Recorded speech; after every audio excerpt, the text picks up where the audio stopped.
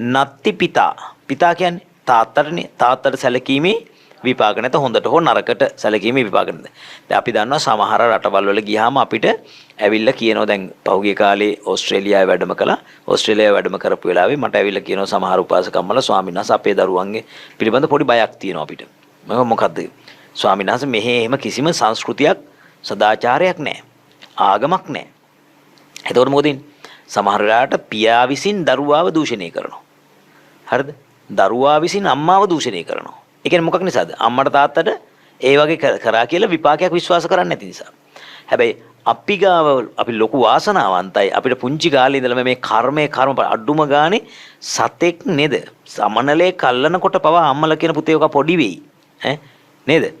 එයාට මේක අල්ලනකොට පෞසිදු වෙයි කියලා කියනවා. ඒ විශ්වාසය අපි ගාව තියෙනවා. ඒක කම්පල අදහන නුවණ කර්මය, කර්මඵලය අදහන නුවණ. ඒකට කියන්නේ සම්මාදිට්ඨිය, දසවස්තුක සම්මාදිට්ඨිය. මේකේ විරුද්ධ පැත්ත.